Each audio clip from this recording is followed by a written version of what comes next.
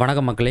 இந்த வீடியோவில் நம்ம எதை பற்றி பார்க்க போகிறோம்னு கேட்டிங்கன்னா, லோ குவாலிட்டியாக இருக்கக்கூடிய படத்தை ஹை குவாலிட்டியாக எப்படி ஃபோட்டோஷாப் 7.0ல் சேஞ்ச் பண்ணுறது அப்படிங்கிறத பார்க்க போகிறோம். அது மட்டும் இல்லாமல் ஒரு சில டிப்ஸ் இருக்குது, அது என்னங்கிறதையும் நீங்கள் இந்த வீடியோ பார்த்து தெரிஞ்சுக்குங்க. இப்போ நான் என்ன பண்ணுறேன் அப்படின்னா, சாம்பிளுக்கு வச்சுருக்க என்னுடைய பிக்சர் ஓப்பன் பண்ணுறேன். இந்த தாத்தா படத்தை தான் நம்ம எடிட்டிங் பண்ண போகிறோம். இவரோட படம் பார்த்திங்கன்னா கொஞ்சம் லோ குவாலிட்டியாக இருக்குது. பேக்ரவுண்ட் கலர் வந்து மெஜெண்டா இருக்குது. இந்த படத்தை ஹை குவாலிட்டியாக சேஞ்ச் பண்ணிவிட்டு பேக்ரவுண்டு ப்ளூ கலர் நம்ம வந்து மாற்றணும். ஆல்ரெடி நான் இங்கே மாற்றி வச்சுருக்கேன். இந்த மாதிரி எப்படி நம்ம சேஞ்ச் பண்ணுறது அப்படிங்கிறத பார்க்க போகிறோம். நிறைய பேரோட கேள்வி எப்படி இருக்கும் அப்படின்னா, பேக்ரவுண்ட் சேஞ்ச் பண்ணுறது ஈஸியாக பண்ணிடலாமே, பேக்ரவுண்டை ரிமூவ் பண்ணிவிட்டு ப்ளூ கலர் பேக்ரவுண்ட் போட்டுடலாம் அப்படிங்கிறத சொல்லுவீங்க. ஆனால் இவருடைய ஹேர் வந்து லாஸ் ஆகக்கூடாது, எல்லாமே டீட்டெயிலாக நமக்கு வேணும். அது எப்படி பண்ணுறது அப்படிங்கிறத பார்க்கலாம். ஃபோட்டோஷாப் 7.0 ஓப்பன் பண்ணிக்கலாம். படத்தை நம்ம குவாலிட்டியாக மாற்றணும் அப்படின்னா ஃபோட்டோஷாப் 7ல் அந்த ஆப்ஷன் கிடையாது. அதுக்கு என்ன பண்ணிக்கலாம், க்ரோம் பேஜ் போயிட்டு இமேஜ் அப்ஸ்கேலர் அப்படின்னு நீங்கள் வந்து சர்ச் பண்ணிங்கன்னா நிறைய வெப்சைட் வரும். பிக்சல் கட் அப்படிங்கிற வெப்சைட் வந்து இதில் வந்து ஃப்ரீ தான். அதை நான் என்ன பண்ணுறேன், கிளிக் பண்ணிக்கிறேன். இப்போ அப்ஸ்கேல் இமேஜ் நீங்கள் வந்து லோட் பண்ணணும். நான் என்ன பண்ணுறேன், இதை கிளிக் பண்ணிவிட்டு அந்த தாத்தா படத்தை அப்படியே பார்த்தீங்கன்னா உள்ளே லோட் பண்ணுறேன். லோட் பண்ணதும் ஆட்டோமேட்டிக்காக என்ன பண்ணோம் அப்படின்னா, நமக்கு இந்த லோடிங் வந்து ரன் ஆகும். ரன் ஆனதுக்கப்புறம் நமக்கு இந்த படத்தை பார்த்திங்கன்னா ஹை குவாலிட்டியாக சேஞ்ச் பண்ணிவிடும். இப்போ நமக்கு இந்த படத்தை பார்த்திங்கன்னா ஹை குவாலிட்டியாக சேஞ்ச் பண்ணிடுச்சு. இப்போ டவுன்லோட் பண்ணிக்கலாம். இதில் போயிட்டு டவுன்லோடில் ஃப்ரீ அப்படிங்கிறத கிளிக் பண்ணுங்கள். ஆட்டோமேட்டிக்காக நம்மளுக்கு டவுன்லோட் ஆயிரும். இப்போ டவுன்லோட் பண்ண அந்த இமேஜை நான் என்ன பண்ணுறேன், ஃபோட்டோஷாப்பில் ஓன் பண்ணிக்கிறேன். ஸோ இப்போ பார்த்திங்கன்னா ஓரளவு நல்ல குவாலிட்டி பார்த்திங்கன்னா நம்மளுக்கு இம்ப்ரூவ் பண்ணி கொடுத்துருக்கு. சரி, இந்த படத்தை நம்ம என்ன பண்ணலாம் அப்படின்னா, பேக்ரவுண்டை சேஞ்ச் பண்ணணும். சேஞ்ச் பண்ணுறதுக்கு முன்னால் ஒரிஜினல் படத்தை நம்ம வந்து உள்ளே ட்ராக் பண்ணி பார்த்துக்கலாமா. இப்போ நான் ஒரிஜினல் படத்தை எடுத்துக்கிறேன். இந்த ஒரிஜினலை ஜூம் பண்ணும்போது கண்ணுக்கிட்ட ஜூம் பண்ணுறேன். இந்த குவாலிட்டியை பாருங்கள். இந்த அப்ஸ்கேல் பண்ண இமேஜையும் கண்ணுக்கிட்ட நான் ஜூம் பண்ணுறேன். நீங்கள் இதை பார்த்தீங்கன்னா சின்ன டிஃப்ரெண்ட் தெரியும். அது மட்டும் இல்லாமல் ஃபேஸில் பார்க்கும்போது உங்களுக்கு வந்து அந்த டிஃப்ரென்ஸ் நல்லா கிளியராக தெரியும். இந்த படத்தில் ஃபேஸில் அங்கங்கே தரத்தரையாக இருக்க மாதிரி இருக்குது. இங்கே பார்த்தீங்கன்னா ஃபேஸ் அப்படியே ஸ்மூத்தாக பார்த்தீங்கன்னா நமக்கு இருக்குது. ஓகே, இப்போ நம்ம இதை ஒர்க் பண்ண ஆரம்பிச்சிடலாம். இதோட பேக்ரவுண்ட் வந்து எனக்கு எப்படி வேணும் அப்படின்னா, ப்ளூ கலரில் வேணும்.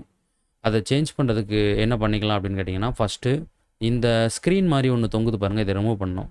அதுக்கு ஈஸியான ஒரு வழி, லேசர் டூல்.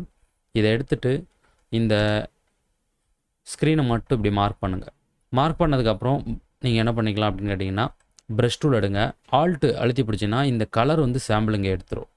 எடுத்ததுக்கப்புறம் நீங்கள் என்ன பண்ணிக்கலாம் அப்படின்னா, ஆல்ட்டு டெலிட் கொடுத்தீங்கன்னா இந்த கலர் இங்கே ஃபில் ஆகிடும். இப்போ பார்த்தீங்கன்னா நமக்கு அந்த பேக்ரவுண்டில் டிஸ்டர்பன்ஸாக இருந்தால் அந்த ஸ்க்ரீன் வந்து ரிமூவ் ஆகிடுச்சு.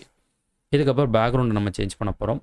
அதை சேஞ்ச் பண்ணுறதுக்கு இந்த மேஜிக் வான் டூல் எடுத்துகிட்டு இந்த மாதிரி நம்ம கிளிக் பண்ணாலே போதும். ஆட்டோமேட்டிக்காக நமக்கு என்ன பண்ணோம் அப்படின்னா, ப்ளைன் கலர் பேக்ரவுண்டை ஈஸியாக மார்க் பண்ணிவிடும். மார்க் பண்ணதுக்கப்புறம் இதை நம்ம மாஸ்கிங் பண்ண போகிறோம். மாஸ்கிங் பண்ணுறதுலே ஒரு சின்ன டிப்ஸ் இருக்குது. மாஸ்க் பண்ணால் மட்டும்தான் நம்ம இந்த படத்தை நல்லா கிளியராக வந்து எடுக்க முடியும். இப்போ நம்ம மாஸ்க் அப்ளை பண்ணிக்கலாம்.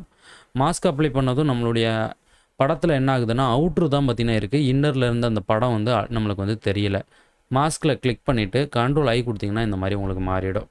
ஸோ இதுக்கப்புறம் என்ன பண்ணிக்கலாம்னா, பேக்ரவுண்டுக்கு தேவையான ஒரு சாலிட் கலர், அதில் எனக்கு வந்து ஒரு ஜியான் கலர் ஓகே. ஜியான் 100 வச்சுட்டு மிச்செல்லாம் 0 வச்சுட்டு என்டர் தட்டினா அந்த கலர் கிடச்சிரும். இந்த கலர் நான் வந்து என்ன பண்ணுறேன், ஒரு ஸ்டெப் கீழே கொண்டு வந்துக்கிறேன்.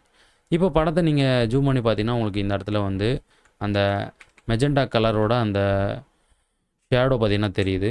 இதை ரிமூவ் பண்ண சூப்பரான ஒரு வழி இருக்குது. மாஸ்கை கிளிக் பண்ணுங்கள். ஃபில்டர் போயிட்டு அதரில் மினிமம் அப்படிங்கிறத வச்சுட்டு ஒரு 1 பிக்சல் இல்லைனா 2 பிக்சல் வச்சுட்டு ஓகே கொடுங்க. உங்களுக்கு என்ன ஆகும் அப்படின்னா அழகாக ரிமூவ் ஆயிரும். நம்ம என்ன பண்ணிக்கலாம்னா 1 பிக்சலே வச்சுக்கலாம். இதில் போயிட்டு மினிமம் 1 பிக்சல் வச்சுக்கலாம். இந்த இடம் ரொம்ப ஷார்ப்பாக இருக்குது அப்படின்னா நீங்கள் இதை வந்து ஸ்மூத் பண்ணுறதுக்கு என்ன பண்ணிக்கலாம்னா, அதே மாஸ்க்கை கிளிக் பண்ணிவிட்டு ஃபில்டரில் போய்ட்டு பிளர்ரு, இதில் வந்து காசியன் பிளர் ரொம்ப அப்ளை பண்ணக்கூடாது. லைட்டாக ஒரு 1 பிக்சல் இல்லை ஒரு 1.2 பிக்சல் வச்சிங்கன்னா அந்த கட்டிங் உங்களுக்கு ஸ்மூத்தாக இருக்கும். இந்த இடத்துல ஸ்மூத்தாக மாறிடுச்சா, ஓகே டன்.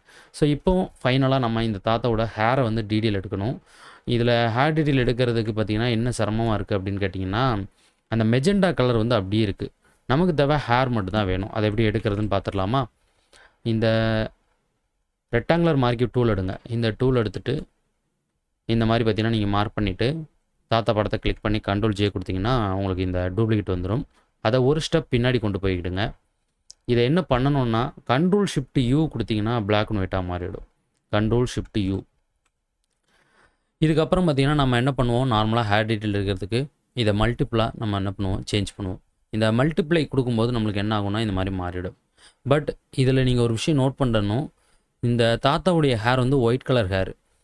நம்ம வந்து பிளாக் கலர் ஹேர் எடுக்கிறதுக்கு தான் மல்டிப்ளை வந்து அப்ளை பண்ண முடியும். ஒயிட் கலர் ஹேர் எடுக்கணும் அப்படின்னா அதுக்கு ஆப்போசிட்டாக ஸ்க்ரீன் வந்து நீங்கள் சேஞ்ச் பண்ணிங்கன்னா அந்த ஒயிட் ஹேர் உங்களுக்கு கிளியராக கிடச்சிடும்.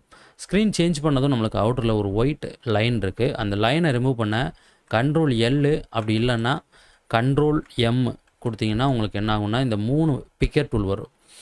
எப்போதுமே நம்ம ஒயிட் பாயிண்ட் எடுத்து இங்கே வைப்போம். இந்த முறை பிளாக் பாயிண்ட் எடுத்துகிட்டு இங்கே ஒரு கிளிக் பண்ணோம்னா அழகாக ஹேர் டீல் நம்மளுக்கு கிடச்சிடும். இப்போ இது ரெண்டையுமே நம்ம என்ன பண்ணிக்கலாம்னா சங்கிலி போட்டுடலாம். இப்போ மாஸ்க்கை கிளிக் பண்ணுங்கள். படத்தை நல்லா ஜூம் பண்ணிவிட்டு ப்ரஷ் டூல் எடுங்க. மேலே ஃப்ளோ லெவல் வந்து ஒரு 20க்கு கீழே வச்சுட்டு அப்படியே லைட்டாக நீங்கள் என்ன பண்ணுங்கள், இந்த ஹேரில் வந்து எட்ஜஸில் வந்து பெயிண்ட் பண்ணுங்கள். பொறுமையாக நீங்கள் வந்து இதை பெயிண்ட் பண்ணுங்கள். உங்களுக்கு பேக்ரவுண்டில் அந்த ஹேர் பார்த்திங்கன்னா சூப்பராக பார்த்திங்கன்னா நமக்கு கிடச்சிருக்கு.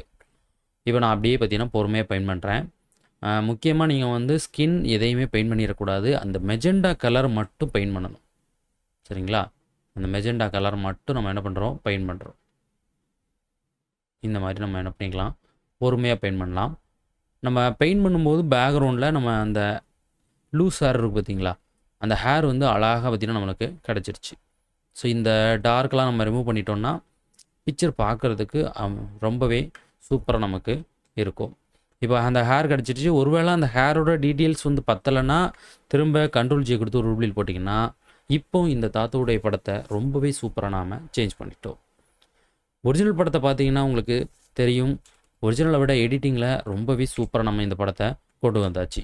இப்போ நான் ஒரிஜினல் ஓப்பன் பண்ணி உங்களுக்கு இந்த இடத்துல காமிக்கிறேன். இது வந்து ஒரிஜினலு, ப்ளூ கலர் பேக்ரவுண்டில் இருக்கிறது எடிட்டிங். ரொம்ப சூப்பராக பார்த்தீங்கன்னா நம்ம வந்து எடிட்டிங் பண்ணியாச்சு.